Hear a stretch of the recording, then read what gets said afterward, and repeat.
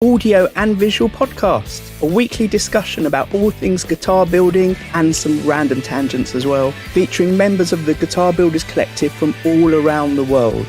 The Guitar Builders Collective is a like-minded group of individuals that have come together to share their experiences, knowledge and inspiration for guitar building. Each week you can join us in the live YouTube chat or catch up at a later point. It's also available as audio, where you'll miss out on seeing our lovely faces and some of the visuals we share along the way. You can also find the Guitar Builders Collective via our forum, over on Instagram, where we share images of members' builds. We've got a thriving Facebook group, and we do hope that no matter what your experience and knowledge is, you'll become a welcome member of this community too. Fantastic. Welcome, everyone. Ooh. Hello. At the moment, it's myself and Mark, who you'll recognise, and our guest, Simon, from 81 Guitar Works. So, look, I'm going to get on to talk about something in a minute. I just want to do a little bit of admin. It just mentioned the forum. The forum is now closed. I think you might still have a little bit of time if you're a member of the forum and you want to download any photos you've uploaded there in case you don't have it backed up, to go online and do that. But we've got a few changes happening. I've linked in the video description below and the podcast description to the new YouTube channel, the Guitar Builders Collective Chat, at Guitar Builders Collective Chat. Essentially, we're moving everything over there. So we're going to be carrying on with chats like this regularly. But I think the current plan is, I just need to confirm it with everyone involved, we're going to be doing 45-minute sessions every Monday at what will be 10 o'clock my time, which is 4 p.m. Mark's time. Scott will hopefully be able to join us regularly as well before he shoots off to jiu-jitsu, so squeezing us in just after work. And we're going to just rotate around anyone that's been on before, anyone that wants to come on, just join in each week. We won't be necessarily having a new guest each time to talk to sort of hear their backstory and how they got into building. We're going to be talking about different topics and things like that. But if you go and follow the channel now, I've currently am uploading a series of little compilation episodes which are themed, which take people from, I think it's about 15 or 20 different episodes, pared down to about 5 minutes, talking about different topics. There's one today that went up about what it's like working with clients and how complicated that can be. We've had one about tips on building necks and just how people get into guitar building as well. Should be fun. There's regular every day. I'm putting up shorts, which again are little clips from the past episodes. So what I need is people to go and watch them and spread the word and hopefully build that channel up a little bit. And talking about building channels up a bit, some of the things we're going to talk about today, which I'll sort of trail ahead for now with Simon, are things like Simon's YouTube channel, which you're posting on quite regularly now. We'll hopefully find out a bit about the different guitars that you make, the repair work you do, how you've moved your business from one city to another, setting up a new workshop, but also want to find out, as we just found it off air, sorry to drop this on you to start with, Simon, I can see you laughing. You used to be a magician and a fire eater, did you just say? A fire breather. Fire breather. We used to, it was one of them weird things. I stopped playing in like a touring band and I needed something to occupy my time. And there was a guy at work that had taught himself card magic. And I sat there and looked at him long enough and worked out what he was doing that I could kind of do it back. And then he was like, okay, I'll teach you some stuff. And then that went into like a whole different rabbit hole because I didn't have music to faff around in anymore. And I ended up having a online business and selling tricks and bits and pieces and like a reseller. I ended up working for a circus skills company, and we would go into schools and teach unicycle juggling and then go and do events where I do walk around magic and stilt walking, fire breathing and stuff like that for club events and Christmas light switch ons and bits and pieces. And what made you transition out of that into what you do now, this guitar building, guitar repair? I started playing in another band, and it transitioned back into music, and that became all encompassing. I sold the magic business we won't mean anything to you, but a guy called Paul that runs Magic Books by Post, he's a guy that does pretty much every illusion for anyone on television, and Dynamo. Do you remember that guy? Yeah. Those two teamed up and they were going to start a business, and I sold it to them. And then I concentrated on a clothing brand business that I'd set up and screen printing and into the other band. Right, just before we got onto the band and the music, just my first career was in magic. Was it? Sort of. So as a teenager, or before I was a teenager, sort of, I think it must be from 8 onwards, I was part of a group of people, magicians of different ages, that were taught by a person that ran the local magic shop. Everyone has a local magic shop, right? And she was trying at the time, like over a number of years, to be the first female member of the Magic Circle, which at the time was a very exclusive, male-only British magic society. Yes. But this won't mean anything to Mark, but she was thwarted by Debbie McGee. So there we go. But yeah, so we used to do like go round touring, performing on stage and stuff like that. And when I was a teenager, I started entertaining at kids' parties, and I think I did 5 or 6, and I hated it so much that it just put me off ever. This career I thought I might have in magic disappeared. Didn't want to do it again. Vowed never to work with children again, but then ended up I taught. You know, we're onto something here. Just this magic theme, because like I'm obsessed with card magic. Like I watch all the card magic YouTube videos out there, and I have like probably like 60 deck of cards here, and it's all about, like, for me it's like idle hands. Like I got to be doing something with my hands, like at all times. There's always a guitar in my hand. There's always a deck of cards. I'm not good at it, by the way. I'm like terrible at card magic, but I'm obsessed by it. I'm obsessed. You know, it's just crazy. It's a weird coincidence that the three of us here had this connection to magic. It is. It's cool. I like it. It's one of the things I'd lent basically like my entire kit and like big thing of DVDs. I'd lent it to a friend, and just before we moved, I went and got everything back from him. And there's part of me that's like, oh, wouldn't it be cool to sit there and revisit it?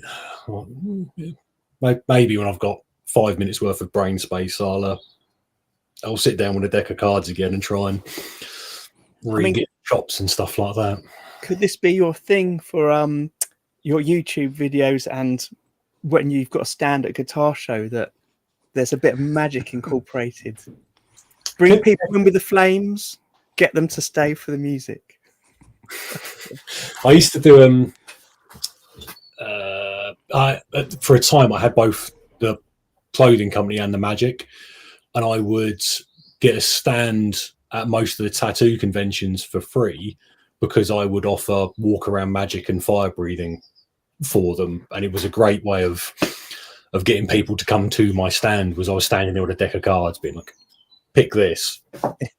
Yes, I could do. I'm doing the Birmingham Guitar Show with Ryan from Noisy Hammer and Marcus from Blanchflower next year. So be a cool thing to put up. Have a little stand at the front and throw in 3-card Monty. Win a guitar or not? I'm giving it away. Yeah, so actually, look, we can go off on tangents quite a lot, but guitar shows, we've mentioned it with other people before, and I just said that's how I met you. Are they a thing that you think is part of your business? We'll find out more about your guitars in a minute, but you're talking about ones in the future. Does that mean you try to go to a lot, involve yourself with them? I went out to quite a few last year, and I didn't find them to be worth the hassle. Not throwing anything against the people that organise them, because they're all absolutely lovely people, well put together shows. But for me personally, I was like, they're not my market. There's not, like, people want to go to look at ATB and stuff like that and look at old dusty guitars. Like, I love old dusty guitars, but when I'm trying to sell a £2,500 custom Mosrite thing with a double P90, people aren't interested in it. So it's an expense to bring nothing back. I know Jason from Maybury Guitars has got a different point of view, where he's like, you have to be at all of them to be established as a brand. It's not, and you can look at it as being like a lost leader or whatever they would call it in business, but for me, I don't think it's worth it. But I went to the Birmingham Guitar Show as a general punter to have a look around, and I knew, I don't know, like 3/4 of the independent builders there. So I spent the entire day just walking around chatting to people and saying hello. And everyone was having a really good show. Like, people were selling custom guitars off their stand and stuff like that. Ryan sold an amp, Marcus sold 2 guitars, Medusa guitars. I think he sold 4. I can't remember the guy opposite Ryan, but he makes these mental pointy green luminous things with Floyd Roses and stuff like that. He sold a couple as well. Like, there was maybe the tide turning for either boutique guitars or people having the money back to start spending on luxury items. Let's say. Fingers crossed. I mean, like, I was talking to Andy Charles from Andy Charles Guitars. He was on the guitar stand helping them out. And at the end of the day, they had guys from the shop bringing more guitars to the stand because they'd sold so many during the day.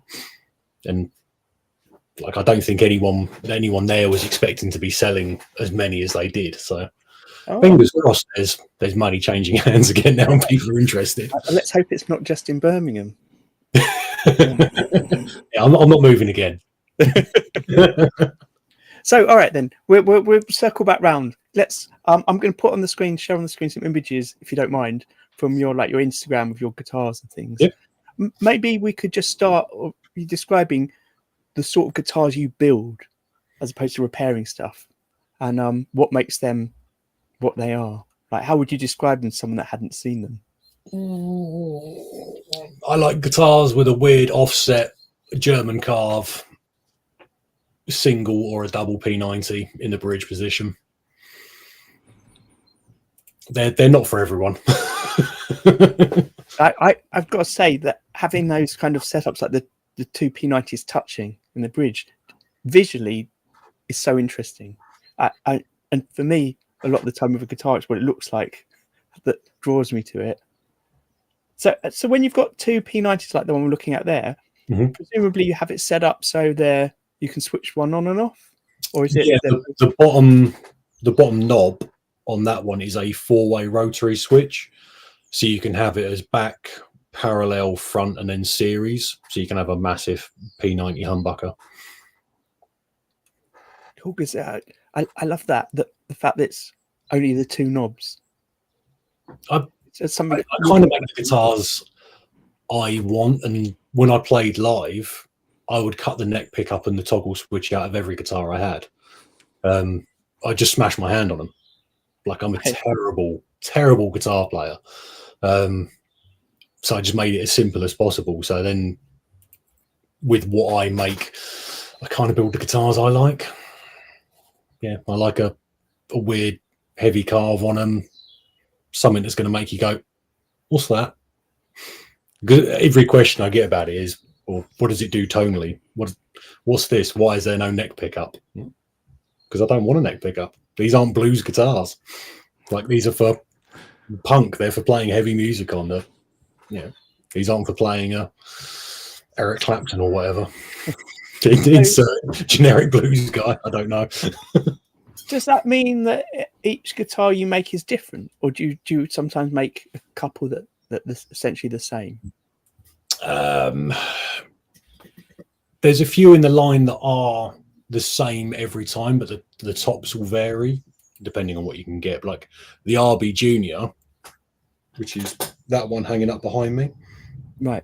That's like the same every time. Little offset 1 P90, because I want to control the price point on it. There's the LO, which is the one you're looking at. I do one called the 8180, which is all blacked out, so like black on black on black. There you go. That's the same every time, so I can control the price point on it. And everything else is the shape, the carve are the same, but yeah, you can custom spec what you desire. I love the simplicity of the one control, one pickup, one volume, one pickup. Oh yeah, that's always cool. Yeah, I mean, from my point of view, I'm currently coming around to the idea that I need to, instead of just making one-off customs or customizing other people's guitars, I want to have a model that I make that I can reproduce. And I think what you're doing at the core of it, the sort of instrument that I want to play, that you want to play, is the thing that I want to build to start with anyway. With that option, you know, if a customer wants something different, you can add something to it. But I definitely love the one volume. Yeah, like I would probably make more money and be more of a successful builder if I just made, here's a Sunburst Telecaster. But I don't want to make a Sunburst Telecaster. There's enough people out there making it really well already. Like, I wouldn't bring anything new to the game. So I don't see the point, because there's already people out there doing it very well. Whereas I want to make something I would want to play. It hasn't, you know, probably not the smartest business move, but I get to build something I like, which I think is more important. Is that your background, Simon? Was like punk music? Yeah. Your background? Yeah. Yeah, it came up on punk and rock and all that sort of stuff. Nice. And so, like, the Maserite influence, did that have anything to do with Johnny Ramone? Yeah, massively. Like, I love that simple attitude to everything. Like, you don't need to be the greatest guitar player in the world to just pick it up, make music, have fun with your friends, and bang out songs. Like, and that was, yeah, most of the bands I've been in have been very similar. Like, none of them have been overly technical. It's just about having a laugh with your mates and making some noise. Nice. Can I just ask a couple of questions as well about the way you build? So there's this idea with having the four, it looks like they're threaded insert screws with the ferrules as opposed to a neck plate. Is that something that you're doing aesthetically, or also sort of functionally? You prefer the way it comes together and holds? I prefer, use the correct words, prefer the look of the ferrules and stuff like that. I think it's a cleaner look. I always think a neck plate looks a bit clunky. You know, my humble opinion. So I prefer the neck bolts or the ferrules. And the threaded inserts, I feel, gives more connection to it. I don't know if it does anything tonally to it. I don't think my ears is that great to notice anything, but it gives it a more secure fitting, definitely. And it's trying to make them as bulletproof as possible, because I broke a lot of guitars playing live.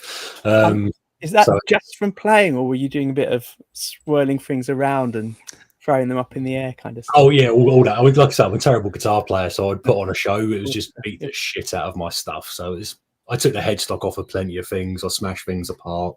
Yeah. I'm sure we'll get onto that in a moment, but is that where the restoration potentially came from? Yeah, I kept breaking my own stuff, so I had to learn how to fix it. And then other people asked me how to fix their stuff. The wife and myself had a screen printing business, and I needed something to occupy my mind because that was becoming all encompassing. And then put myself a little bench up and started doing guitar repairs as a side hustle, like hobby kind of thing. And it grew into 81 Guitar Works and became all encompassing.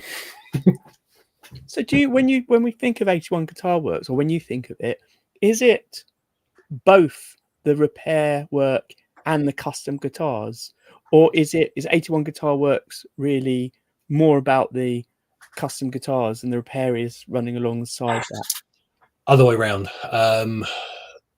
It would be nice if it transitioned the other way, but I've always seen it as repairs, and I build custom guitars to stop the repairs becoming stagnant and boring. I don't ever want it to be, this is just a job. So the builds and the other bits and pieces keep it fresh and stuff like that. And it's my way of trying to keep it interesting for myself. Is with the screen printing business, the idea of that was we produced custom artwork every month and put a new design out, and we printed for other people to earn money. And it quickly became that we just printed for other people and we didn't do anything for ourselves. And then years down the road, it became we weren't enjoying being screen printers.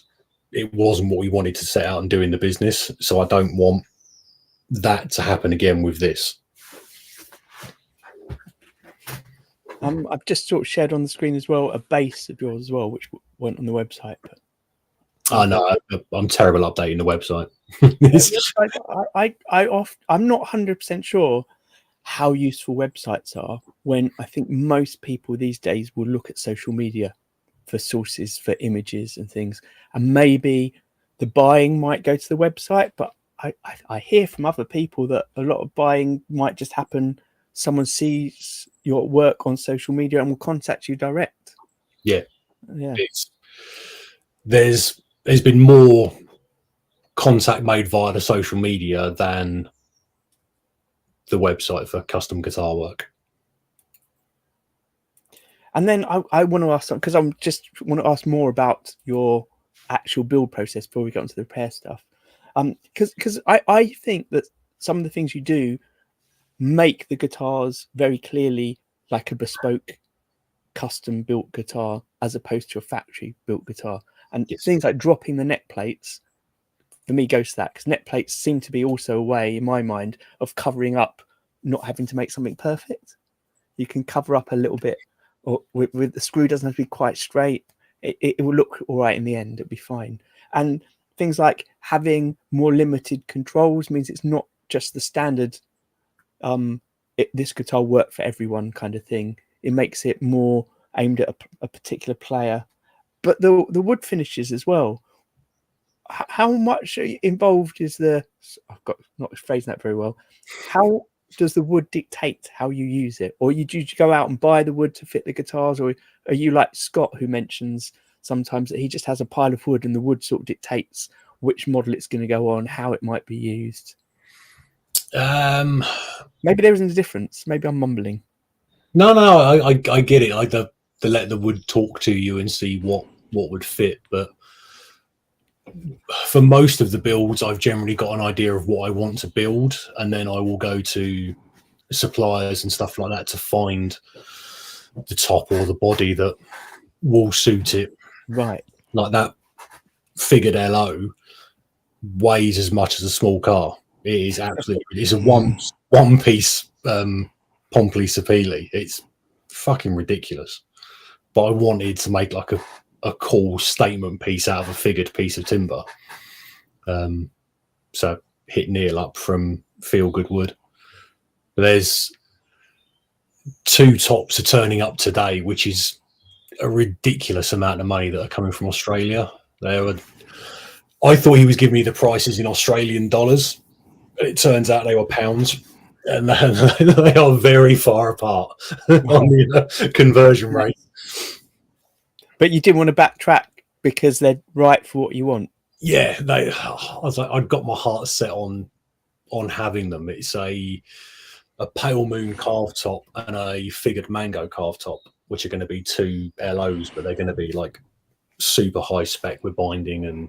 And Jack at JC Guitars is going to custom make me, because I want to do the double P90 again, but I want one solid cover for it. So Jack's going to machine me something to make like a one massive. Oh, that sounds cool. Because he's a clever sausage and can use a CNC and a lathe and all that sort of stuff. Yeah, he's been on before. If anyone wants to go back, look at the CNC stuff. He's been on talking about that with us. He offers it as, so if you do need anything CNC, he's the guy to go and talk to. He can sort it out for you. Look, we've got a few new people in the chat, which is great. So I'll just before we carry on with our conversation, I'll drop in some of the things they've been asking. Okay. We've got here from Brazil a question: what do you think of the construction of Burns guitars, and how does that relate to what you do? Terrible. Some of them are really cool. That's an old Burns TR2 that I picked up really cheap when I was first really starting to get into guitar repair and refretting. And like the necks all smashed out, was all smashed out of it.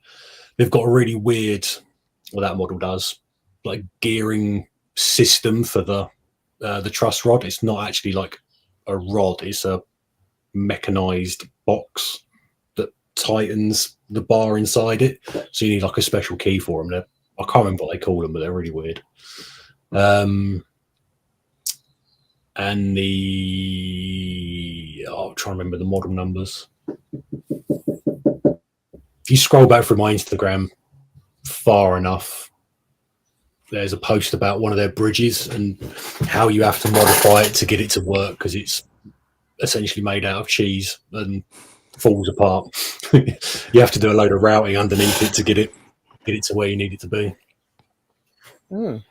I dig the shape of them. They're cool, but they're is it the Resomatic Trem? Whatever that big, that's the one. Look at that. That's gorgeous. Like that trem's really cool.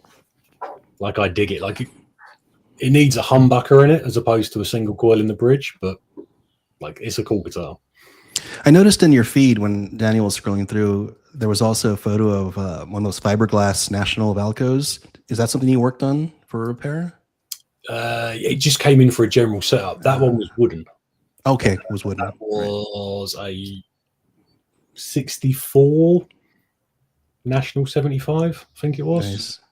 Nice. Wasn't one with the piezo in the bridge position. It was just a bunch of caps to change sounds. But that was really cool. Like it had been, the dude picked it up. He said he'd just been hanging in the guy's kitchen for like 15 years or something. It was filthy, like just like cooking grease and stuff all up it. So it needed a bit of a clean. But like it's so worn, like the fretboard's like super heavily pitted where the fingers have been pushing on it and stuff like that. It's really cool. Wow. He sort of plays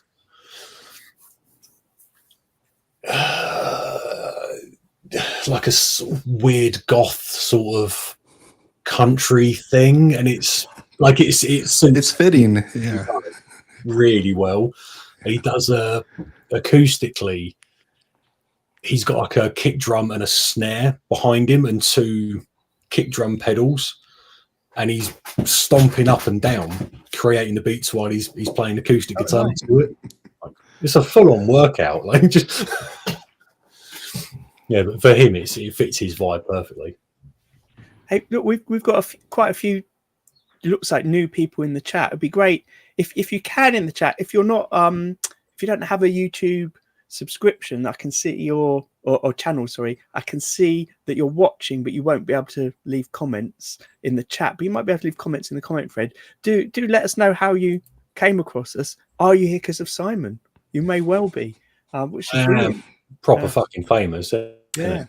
So, Simon, what's the best thing to come into your workshop for repair? Is it a really damaged kind of guitar, or is it just a really unique instrument you've not seen before, or is it a quality vintage? What sort of floats your boat the most? I kind of dig like the old beaten up stuff. Like that's like someone that's put the work into it and it's worn, it's beaten, and like that appeals to me more than look at this £15,000 PRS Super Eagle.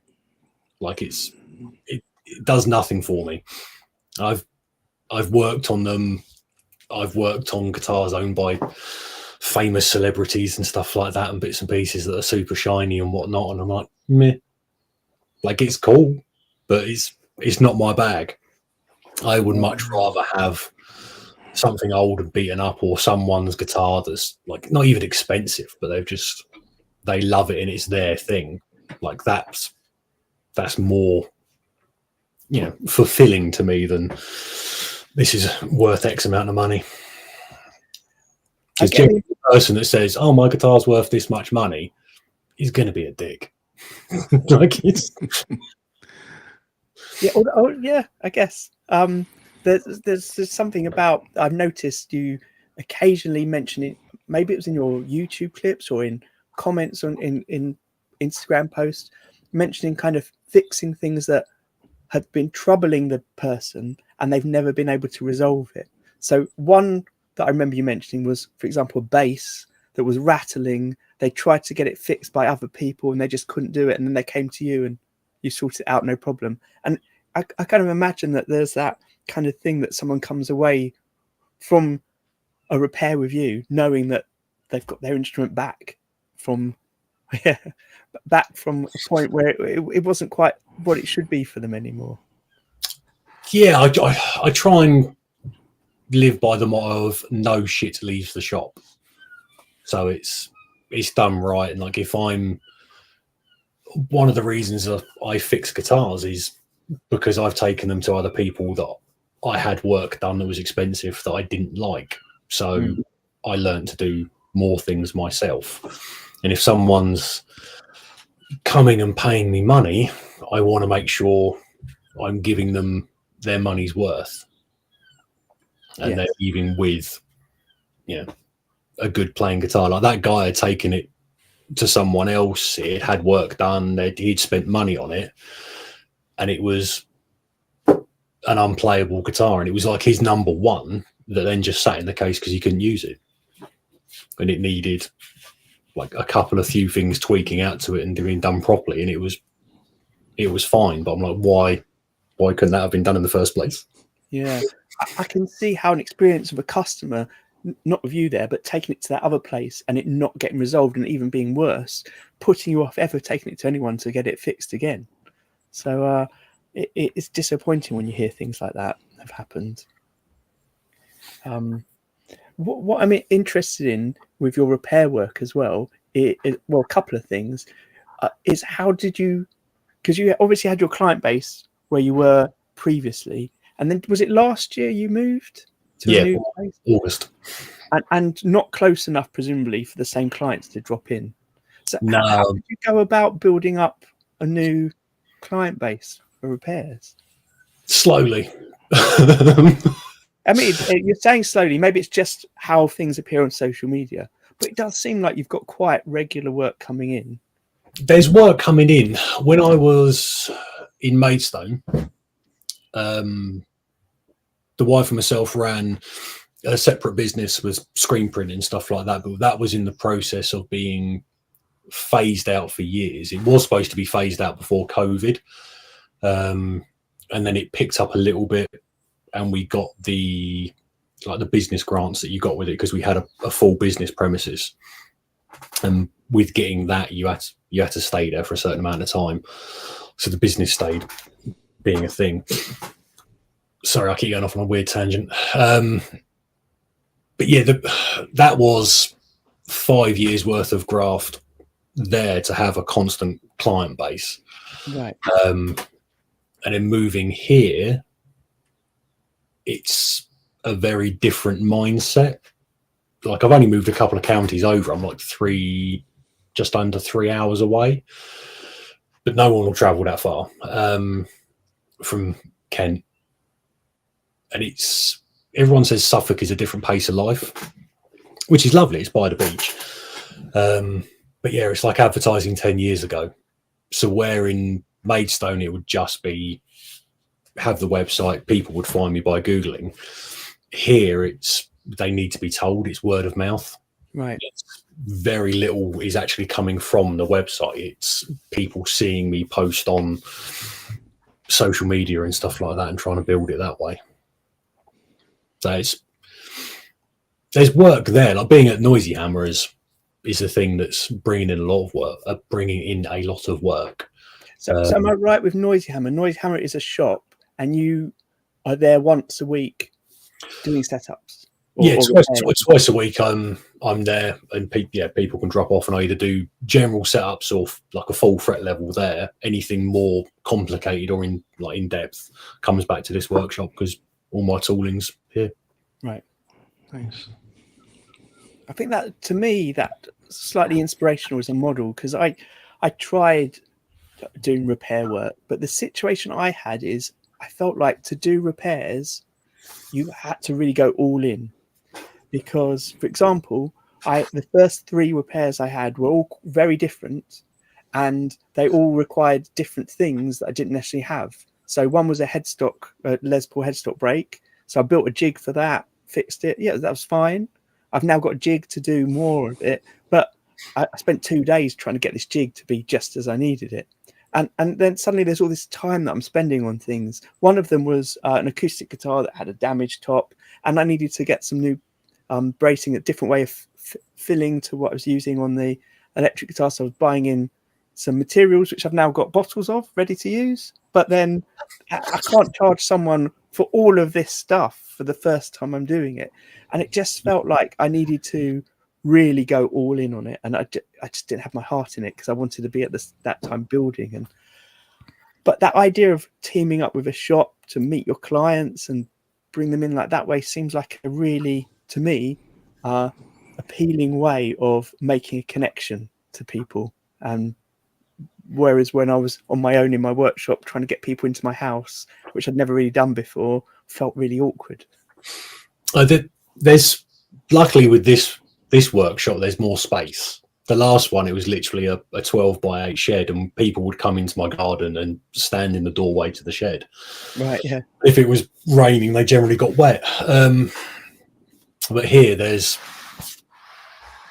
like an actual counter space and stuff where people can stand and we can have a chat. So do you like doing the work while they're there then? No, I don't do anything while people wait. Right, okay. Just in case there's a problem, or like I'm distracted and then I scuff the top of their guitar or something like that. Oh yeah, right. Don't want to see that. So I'd rather not give myself a headache. The way I schedule it is everyone gets half hour to come in. I put the guitar in front of them. We go through it. We talk about things that are wrong with it, what needs to be done, what kind of player they are, what are their needs, and then discuss what work needs to be done. Then when they come pick it up, there's another half hour. They can sit there, they can play it. There's amps. If they need any tweaks or changes, things dialed in for them, stuff like that, it all gets done while they wait. Nice. That's the only time I'll do something, but then it's just tweaking the setup for them. It's not them sitting here while I'm doing the whole job.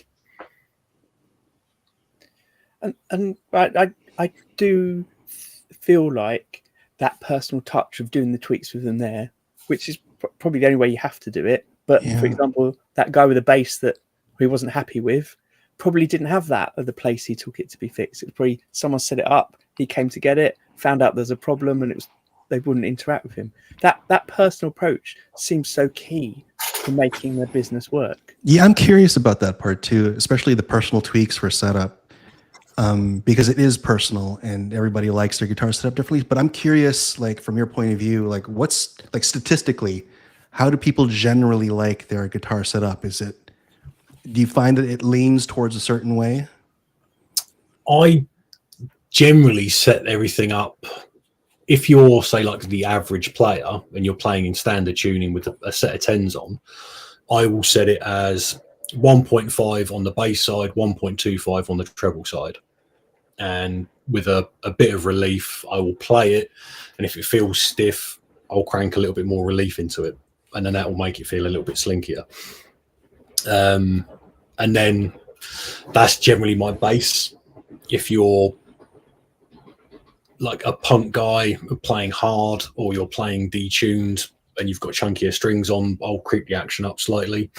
But then I get everyone to sit there and play it and make sure they're happy with it and stuff like that. And if they're like, actually, can it be a tad lower? Then I can just straighten the truss rod a little bit and take out a bit of the relief. Right on. Yeah, it's just every guitar is different, every player is different, so it's just making sure everything's like the customer's 100% happy with what they get. I give them 30 days as well, so if they want any tweaks or changes or it settles funky or anything like that, they can bring it back. There's no charge, there's no like hard feelings, and you've got to be, I wasn't really 100% happy. It's just like, no, I want you to be happy with what you get.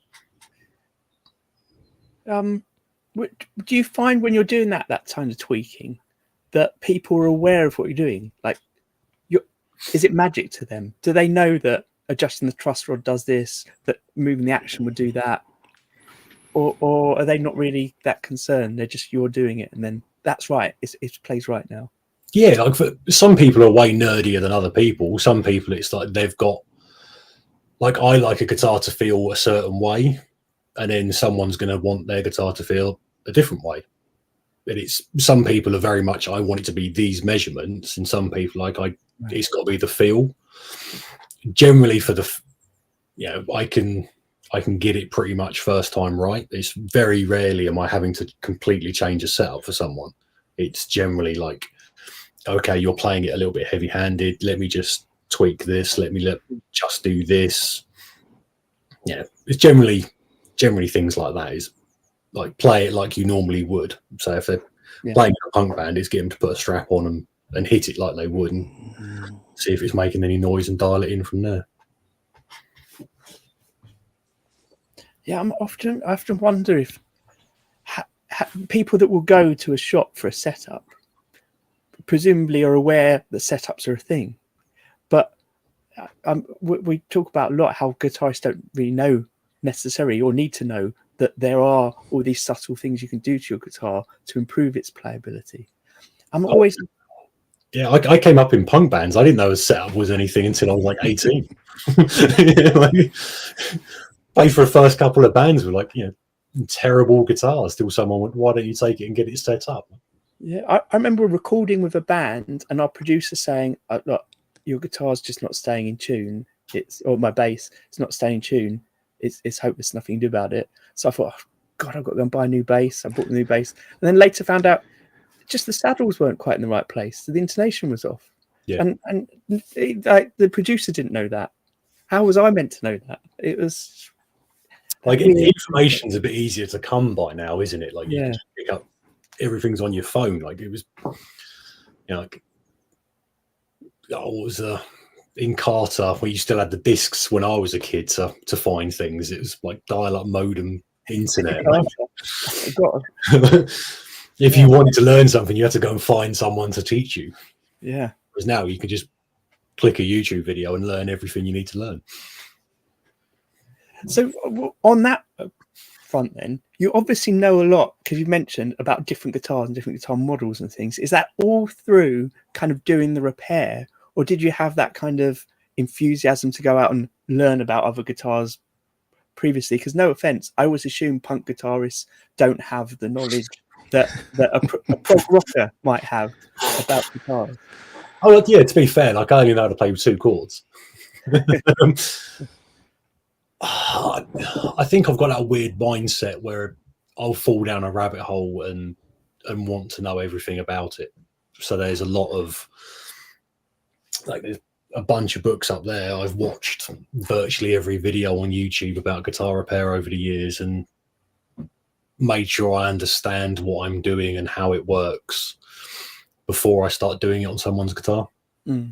But yeah, it's just that I think the massive nerd in me that's like, I know I need to know all these things, but I'm part of other groups and other group chats and other bits and pieces. So I'm always learning new things and how to do different things and tips and tricks and stuff like that.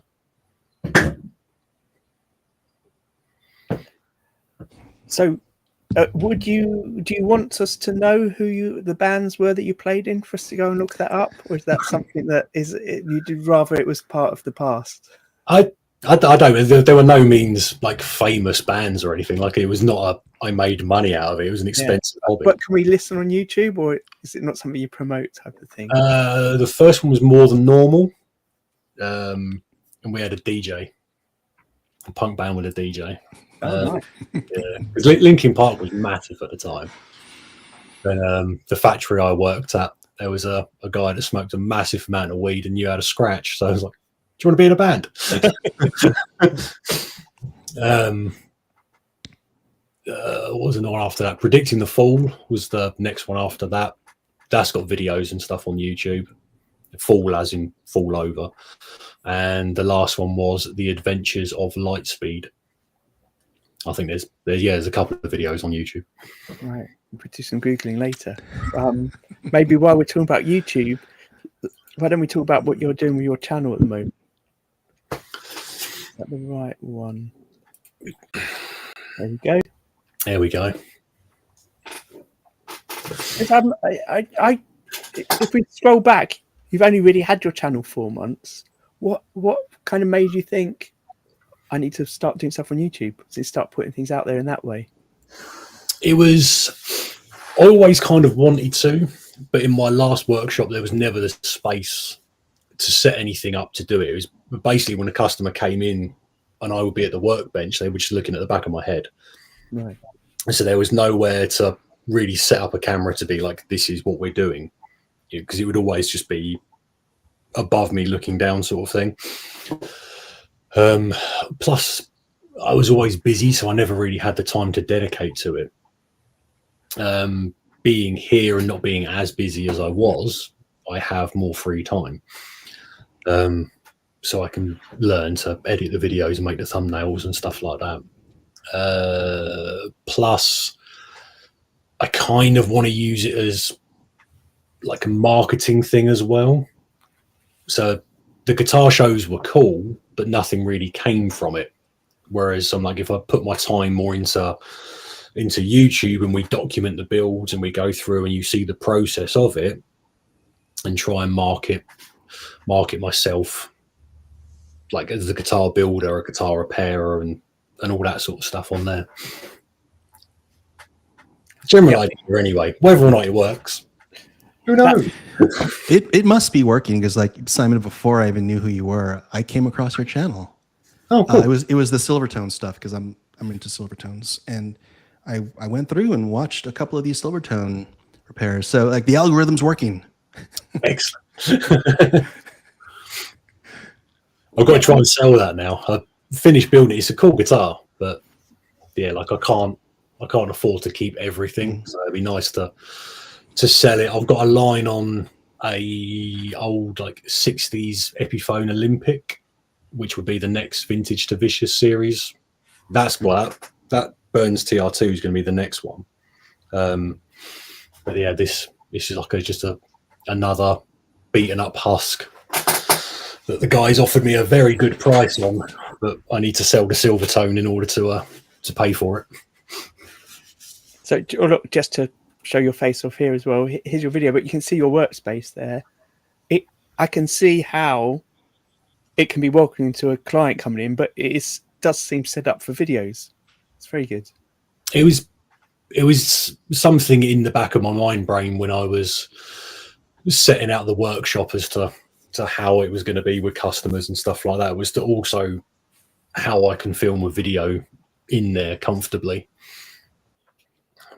So what when you set up this new workshop, was it a space that was already there that you were then converting, or is it a kind of building that's built specifically for you? It was a space already here. It's like a big summer house kind of thing. Right. It was split in two, and this side was the guy's home gym and the other side was like the shed. So I've redone the wall, put new boarding up, insulated it, cut myself a big old hole over there so I can walk through in between them. And what was, obviously you mentioned maybe in the back of your mind that this idea of maybe filming there. Oh, Scott's here. Hey, Scott. Hey, Scott.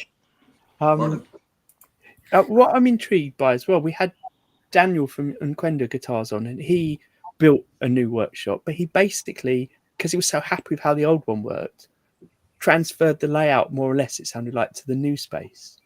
What sort of things did you have in your mind when you were making your new space, because obviously it's bigger, that you needed to have? Like, are there areas for certain things? Do certain tools need to be near each other? Did you make storage in a certain way because you think it's more accessible? Are there any things basically that we can all learn about from your setup that might help us if we're converting our space or making a new space? Yes. There was, in my last space, it was, everything was just jammed in there and it was all kind of stacked up on top of each other. So there was, like, the bandsaw and the pillar drill were on a cart that I could spin round. So I could pull it out and turn it round if I needed to use the pillar drill and then spin it back around to use the bandsaw.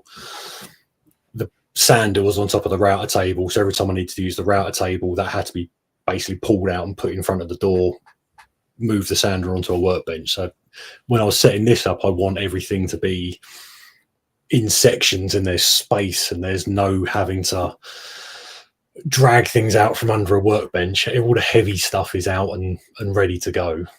That it's lovely having space. It's very nice. I'm very lucky to have this workshop space. I think the only thing that really transferred over from the last workshop was the like raised platform I work off of, and the fact the toolbox is right next to me.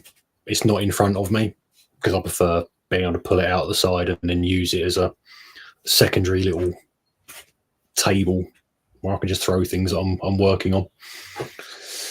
Everything else changed. I kind of sat in the space and was like, right, well, how am I going to be doing various jobs? Where are the jobs going to be done?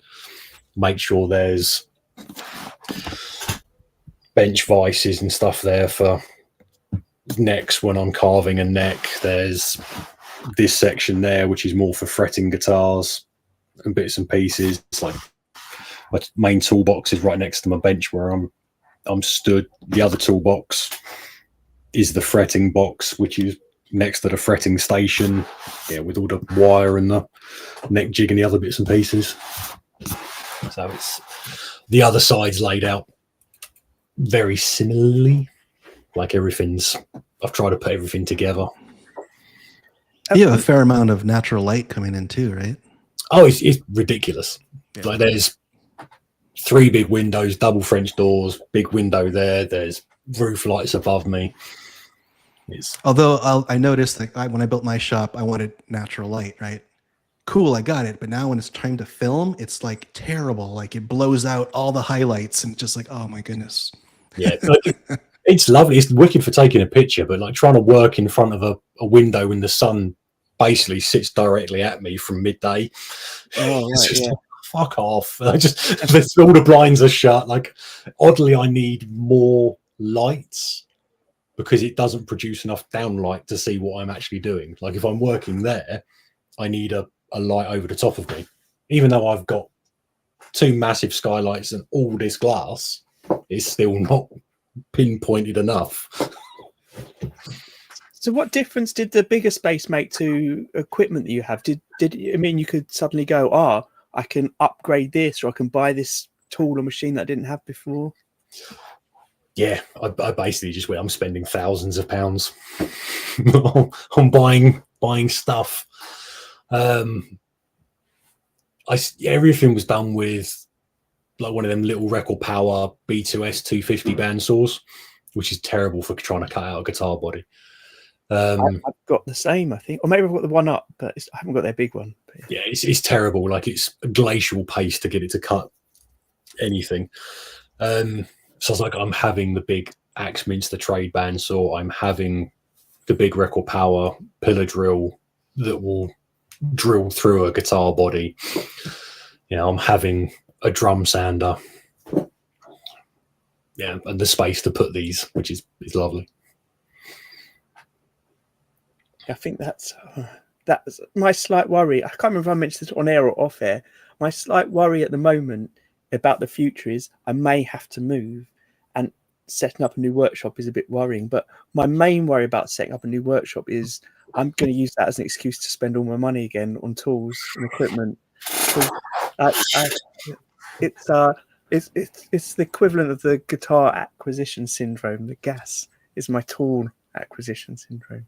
Yeah, a pallet from Axminster turned up, and it was there. If you scroll back, there's a video. I can't remember the exact weight, but it was a ridiculous weight.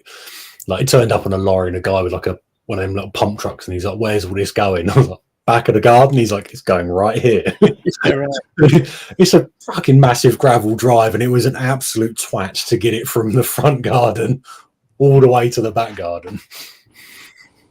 Like, it was, yeah, definitely lack the forethought of like, how am I going to get this massive bandsaw from one end to the other?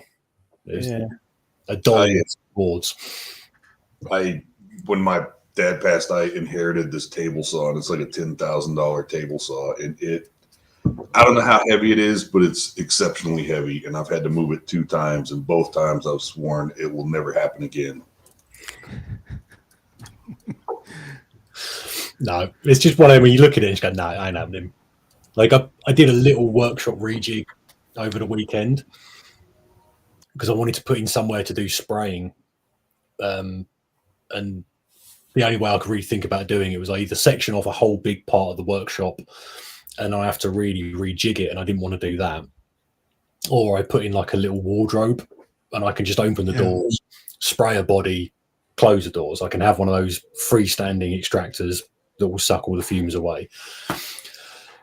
And even in doing that, I was stood there looking at it going, oh, I'm not moving the bandsaw or the drum sander. They weigh too much. Like, it would be so much easier to just be like, oh, if I just take the router table out and just shift them down, it's just like, no, I can't be fucked. It's too much effort to just unbolt it and move everything down that little bit. I was just, no, not happening. Yeah, I find that even with smaller equipment, sometimes once it's in a place, it does become an effort to move it to a new setup. And what I find with the space I've been in is every kind of year or year and a half, I'll have a refresh and rejig everything. But just moving small bits at a time, I find quite complicated, particularly because I don't know if you've got this, but all of mine is built into a dust extraction system. And if you move anything, you've got to take that all apart to reset it up to fit in a new space. Absolute pain. I don't have that. I've just got 2 of those shop vac cylinder things and just jam the hose pipe in whichever one it needs to be in. Well, my recommendation here is for anyone that's thinking of building somewhere, do what Simon's done, because the dust extraction system I don't find as efficient as having the shop vac. So when I'm doing something that's particularly dusty, the shop vac goes in, because no matter what you do, as soon as you've got, even with blast gates in it, as soon as you've got a longer path for all the suction to come down, it doesn't seem quite as strong as just plugging the vac into my smaller tools. It's incredibly convenient though, having it set up like that, because you just switch a machine on and the extractor comes on. Brilliant. But it does seem not quite as good.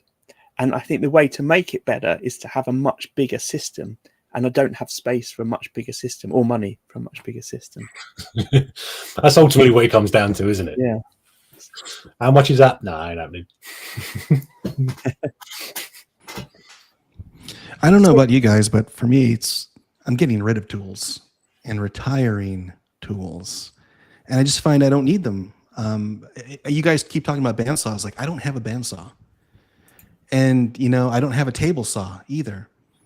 Right. And I guess I'm just not rendering lumber and timber the way you guys are.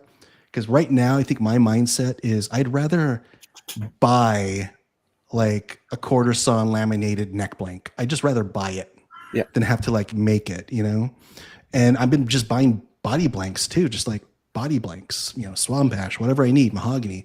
And it's just way, way easier for me to kind of like, it cuts a lot of, it doesn't cut corners, but it cuts a lot of the time off the actual process, the end-to-end process.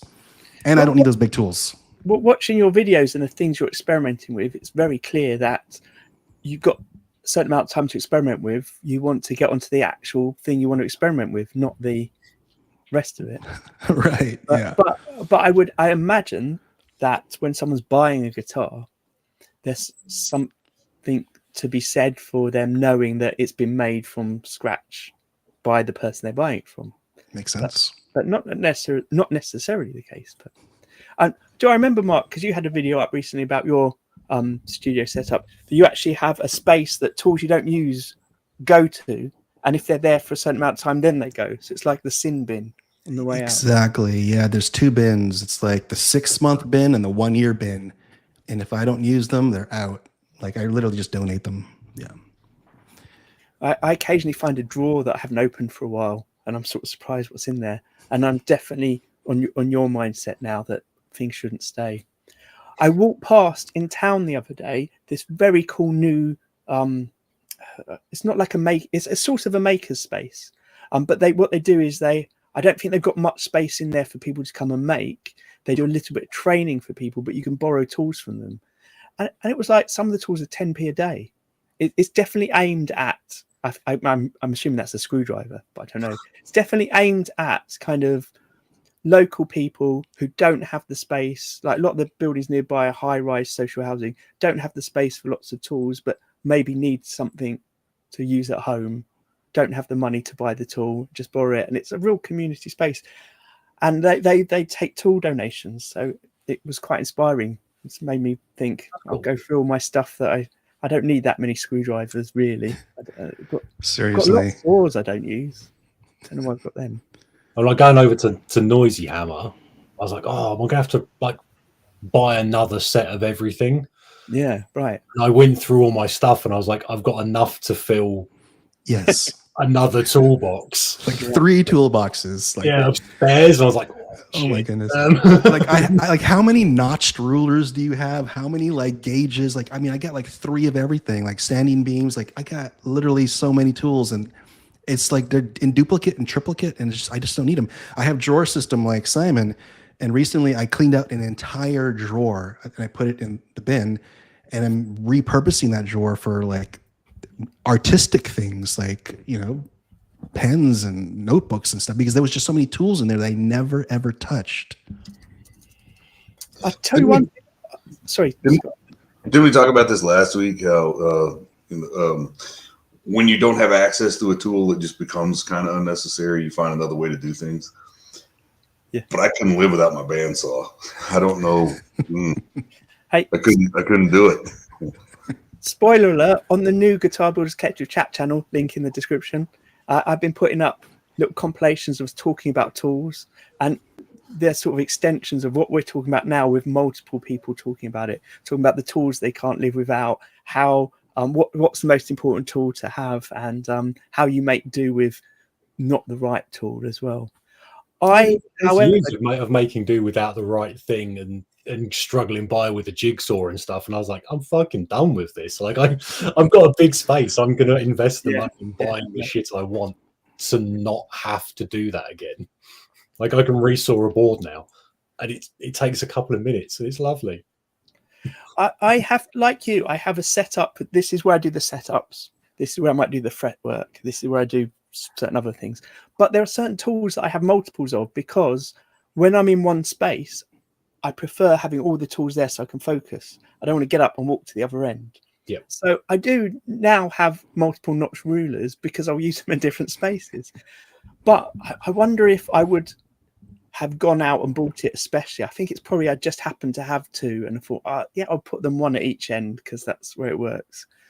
But like rulers, I've got all over the place. Like you, I got in the background the little magnetic strips. But rulers I keep everywhere because I always need a ruler. Always need pencils, little shelves of pencils. Definitely. Here we go. We've got MLK 1659. Presumably not his year of birth.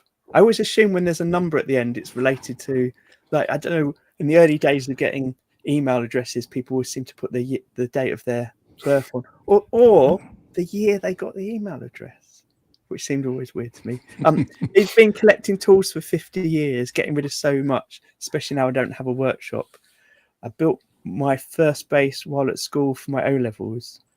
It is interesting how many people that we've had on the show build their first instruments at school. Someone, I didn't actually ask you. You were doing the repair work and you said why you also like making them, but what actually triggered you? When did you make that first one? I kept seeing a lot of high-end things come in that weren't right. Ah.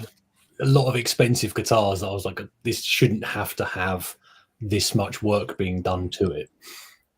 So I wanted to build and make my own things. And then I had an idea of what I wanted to do. And then I think it was right at the start of COVID. Alpha Instruments, Chris and Al up in Yorkshire, were giving away 5 sets of timber to builders throughout the UK. Then they were like, everyone's struggling at the minute. We've got all this excess timber. We will donate it to you. Build your guitars. Once it's sold, kick us back the money for the timber. Oh, brilliant. Which was lovely of them to do. And I sent him a message and said, well, this is what I would like to do, but should we do it as like a charity thing? And we raffle it off and try and raise some money and all that sort of stuff. And that's the first one. It was, I made a RB Junior. Again, raised, I think, like £2,000, which was split between Dementia UK and Children's Cancer Trust. But that was the first one. It was, I had an idea of what I wanted to do, and an opportunity presented itself to get the wood for free to do it. I was like, we could do something cool and for charity at the same time. Fantastic. I got most of the parts were donated as well, but there's Marcus from Blanche Flower. Him and myself are going to be doing a charity build coming up in the next couple of months. But we've got Feel Good Wood is donating the timber. Adair Guitars is doing a scratch plate for us. Granger are doing a bunch of the hardware. Geica are doing some hardware. Brilliant. We're just trying to sort out who's going to supply the finish, and if we can get the fret wire and the little bits donated as well. Nice. I'll chat to you later. Depending on what finish you like, I might have some contacts of people that could donate if you haven't got someone already. I'm trying to shoot for Osmo because it's what I like using. Because it's depending on what Neil is prepared to donate timber wise. Like if he's like, here's a ash body blank and a neck, then we'll be spraying it. If it's, I'll donate you a fancy top, then it'll be an oil finish. So let's get into that, because I'm really intrigued with finishes at the moment.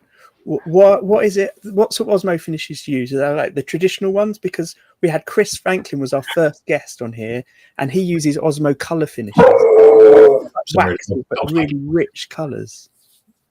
I use the Poly-X oils and then that wax. There we go.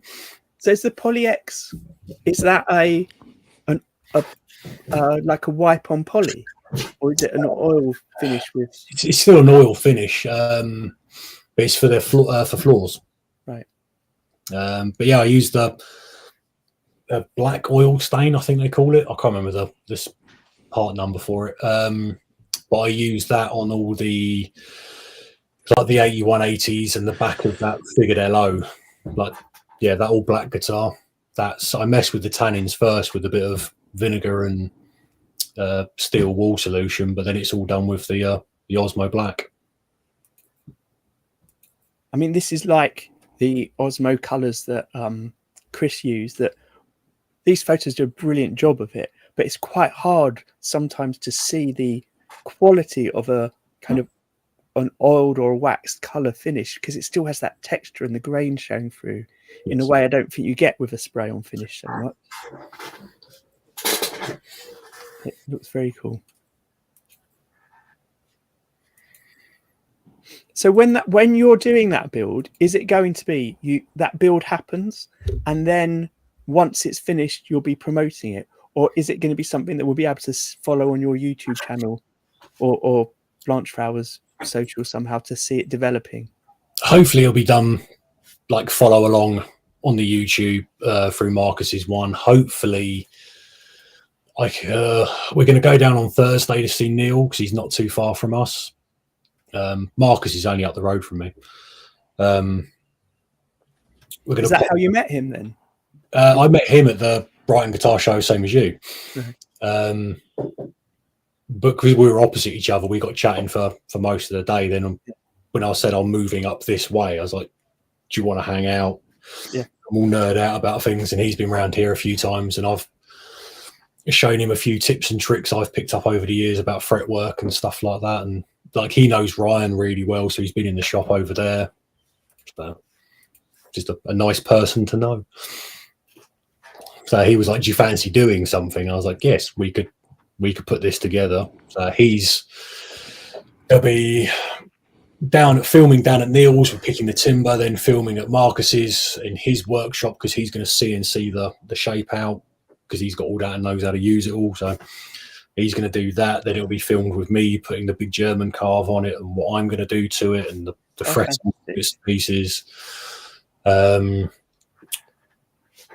Then if possibly go down to see Idra and like see the scratch plate, but it's kind of like trade secret as to how he does it. So I really want to be filming to give away like, oh, this is what I do and how I do it. Like, if people don't know Indra Guitars, definitely, at least on Instagram, check out the Instagram website's brilliant, but some of the visuals of his stuff is brilliant. And as far as I remember, his background is an artist, and some of the techniques he used, I had a very, very brief chat with him the other day, or text chat. He does different types of etching and laser etching into his work, and then sort of painting into it. And I feel like it's if you're looking to just customize your guitar, it's such a cool way just to upgrade some simple components to change the look of your guitar. But he also makes things for other people. So Jason from Maybury Guitars, who was on, has used his work before as well. That's brilliant stuff. We were next to each other at the Woking Guitar Show. Fantastic. Absolutely. I can barely remember his name, but I know his dog was called Milo. Okay. Fussy his dog. I think he's Rich. But I think he's Richard. But so one thing I was going to say that you've now brought up twice is, I think for boutique builders, guitar shows is great for networking, not necessarily for the selling, but that networking element is invaluable, I think. Oh yeah, like I've made a lot of friends within the boutique guitar, well, UK boutique guitar world through going out to the shows. I was behind Joe from Hello Sailor Effects, so we were chatting about, because the Silvertone project got a rat pedal in it, so I kind of want to keep going with the Vintage to Vicious series and like upgrading it and making it a modern machine, but putting a pedal in each build. So I was like, well, chatting to Joe about putting something in. So he's making me a one knob fuzz to go in the Burns TR2, because everything has to go under the scratch plate. There's no holes drilled through the top. But yeah, I got to chat to him there and be like, I want to do this dumb idea. Can you do it for me? Well, I wanted to do something like that for a long time. I mean, just early on, I thought, what if I just had a button for distortion? I put it on a push on the tone pot. Nice. I've got the wiring diagram if you need to use it. That's on my plate as well. It's kind of so strange that we're all kind of thinking the same thing. But yeah, I want to do something very similar. I told the guys in that previous episode that I had this crazy idea where I want to put an AM radio in the guitar. You know, it was a crazy idea, but you know how sometimes a pickup can act like an antenna and you pick up radio signals? I want to do that on purpose. Like, I want to be able to, like, you know, have that fuzz or whatever, plus the AM radio signal, plus a couple of other things. So that's definitely on my plate. You'll see a radio in a guitar soon. That'd be pretty cool, actually, wouldn't it? And it reminds me, you can be able to tune it as well. Yeah. There was this old artist from the 1970s, late 70s, 79, and this artist did an exhibit way before, like, there was like an EBO or sustainers. And he would basically sustain the strings by taking just little pocket radios, right? And taking the output and hitting them through the pickups, and it would be the output of the radio vibrating the strings. And he would just hang them on the walls. This was an exhibit in New York, and they would produce sound. And I always thought, well, that's the coolest idea ever. How come no one's ever done it again? So just this idea of like the radio in a guitar doing something just sounds kind of unique to me and something I want to pursue. That's cool. Never heard of it before, so it'd be really interesting to see it, see when it's finished. Like, I just had the dumb idea of going, wouldn't it be cool to put a pedal in the guitar, but not the actual chops to go, this is how I put the pedal in the guitar. Like, I can follow a wiring diagram, but I'm not clever enough to just be like, this is what I need to do. So there was a lot of research on the internet to find various bits of wiring diagram and putting it all together, then wiring it and just going, why aren't you working? And then calling it a lot of rude words, working out half of why it's not working, but still couldn't get the pedal to work. And then I ended up having to phone my mate Mark. He makes those little jam jar amps that Crimson Cell. He does the repair studio as well. Super nice dude, very clever with electronics. And basically WhatsApp called him for an hour and was like, fix this. This is what I've done. I don't understand it. It was, I need to just move 2 points over on the board and then earth those together, bridge those together and then earth that. I'd got the things confused and then it fired right up. So I was nearly right. So I'm classing it as a win.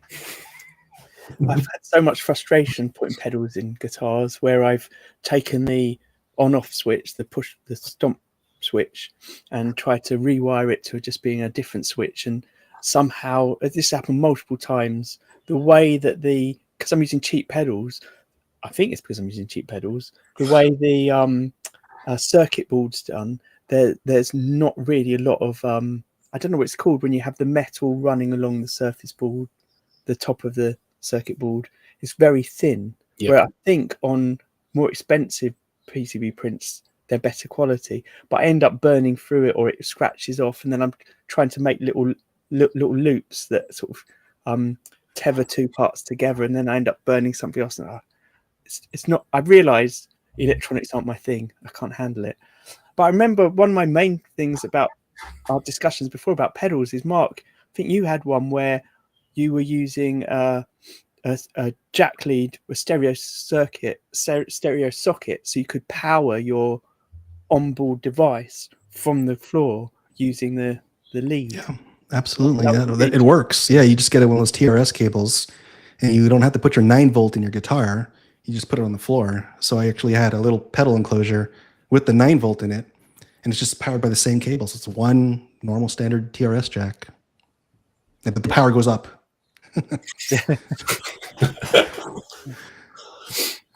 Yeah, definitely not clever enough to work that out. No, it's great having other people tell you how to do things, I think. Yeah, if someone had gone, this is how you do it, fine, I can follow that. Yeah, not clever enough to work it out myself. Can I ask you one thing about your YouTube channel? Tell us about your Trade Up Tuesdays. It's something I've done a couple of times in the past. There's like a weird, can I get to something? I've managed to trade. There's 2.5 guitars in my collection that I've traded for. So I was like, oh, as I've got the YouTube, let's do it again and see. Let's actually document it and make it into something that someone might want to watch. Yeah, I traded a nut on an I made a new nut for an LTD, and he gave me a mandolin, and then I traded that for a Benson 335, traded that for a Court, sold the Court, brought a bunch of really cheap Squires and stuff, fixed them up, sold all those back on, got some money, brought another guitar, traded it. The Supro I traded for a bunch of work on another guitar, and that I traded out recently for that and the money from selling a banjo, which I brought the banjo with some of the money from the court, sold the banjo or traded the banjo for pedals, sold the pedals on eBay, took the money in that and the Supro. Sorry, this is really fucking long-winded. Trying confusing. I've actually got it all written down somewhere. It's like, we need a spreadsheet. When I need to recap it in the video, and that got traded for a 1982 Fender Lead 3. I had a D'Angelico that I traded for a Sterling JP Majesty. So I've got those two in at the moment. So I'm trying to find trades for them, or if someone will trade both of those guitars for something else. But the end goal, trying to get to like a vintage guitar. Right. Yeah. Do you feel like it needs to be, each trade needs to be up to another level? Or is it sometimes you just see something you like? I like this one, I'm going to trade for that one. Yeah, some of the times it's just a trade across. But the D'Angelico I traded for a PRS Silver Sky, the SE one, and I thought that was a really cool guitar. Like they are incredible guitars. The like accoutrements on it are wicked. A little attention to details and stuff like that. Like hands down beats any 335. But no one was interested in it, so I traded it across for a Sterling Majesty. And that's the same thing, no one's interested in it, so that might be a trade across or a trade down slightly to get into like a Telecaster or something that someone will want to trade out. Do you ever see a guitar and think, this is in bad condition, but I know I can do it up and sell it on? Do you do things like that as well? Sometimes. I've done it through the trade up series, but very rarely am I buying a broken guitar in order to flip it back out. If I'm doing it, generally one has come in the shop, and it's like I've given the price to the customer to fix it and they're fallen over. Yeah, right. I've been like, well, you can take it, you can sell it elsewhere, or I will give you X for it and I will fix it. And that's generally the only time I'm doing it. I'm not actively looking for guitar repairs to fix and sell back on. Yeah, that seems like a hard market, but I think there are people that do that, or do There's a lot of dudes doing it, but there's the prices I've seen things go for. Once you factor in the cost of your repair, it's like you're not earning enough to warrant doing it. Like if you're doing it as a hobby, fine. But if you're like, I'm trying to earn money out of it, it's like that you haven't. There's no point. Like, yeah, everyone's in business to make money, and you're not doing it. So I'm going to put you on the spot to end. You absolutely don't have to tell us if you feel like this is inappropriate, but are there any one brand that you feel is a guitar you should avoid because it needs the most repairs most often, or one brand that you think if you're buying that, you know you're going to get something like good quality that's not going to need work? Maybe there isn't. Maybe it's just no. There's a lot of good stuff out there. Like pretty much any Music Man I've had in's been really good. Like they're expensive, but they're good. They're really good guitars. Honestly, I'd probably throw the most shade at like Gibson and Fender. Anything 2009 onwards from Gibson, generally been shit. Like I'd end up having a proper argument with Gibson via a customer. He had a Gibson High Performance, the one with a scoop neck, and they extended the fret wire and stuff like that, so it didn't have nibs. And he brought it in saying it wasn't playing correctly. And I was like, looking at it, I'm like, it's been refretted. He's like, it's brand new guitar. Like he had all the pictures from the Gibson workbench and stuff like that. This is a brand new guitar. It's like, it's been refretted. You can see where they've scraped off the binding nibs. There's loads of chip out on the board. But because he'd brought it to me and I'd looked at it, Gibson was saying it was my fault and I'd refretted it. So there, I had to write letters. I had to get other techs to see it. Like all kinds of bits and pieces to be like, no, this is your fuck up. This is your piss poor quality control. Like, you've forgotten this guitar's supposed to have full width fret wire, and then you've pulled it out badly and stuck new stuff in. Yeah, even on like the American, what is it, the professional 2s now that are coming out, still needing to put the fret level on them. Whoa. I'm absolutely sure it was a professional 2 strap that I stripped for someone to repaint that was made out of 5 bits of wood, which I was surprised by. That's crazy. Quality, isn't it? Yeah. Anyway, on that note, there's better quality if you check out Simon's websites and links below. Fantastic. Nice. Thanks for coming on, Simon. Thank you for having me. Oh, it's a pleasure. And look, now we know the system works for you to log in, etc., etc. Well, as I mentioned at the beginning, the plan going forward for these live streams is we're going to make them shorter, going to have themes on and stuff. So hopefully it'll be easy to just get you back on for a chat at some point. Join in with the chat. Yeah, of course. So everyone knows what's happening behind the scenes. We're not doing any more streams until beginning of May. Might get them in at the end of April, but I think it'll be beginning of May. So I can set up a system so that anyone that wants to be involved can just click on the link, see the dates they are, see the links to where they are, see what the topics are, and then decide I want to be on that one or not. And we'll try and have no more than, I think, 4, maybe 5 people each time. So I've got to get my head around how to do that. So which is why I need a month off. Yeah, there you go. Cool. Well, thanks so much for having me. It's a pleasure. Lovely chatting to you. Sorry, I was late. Sorry, I missed half of it. Don't worry. I assumed it was something with all the time zone changes.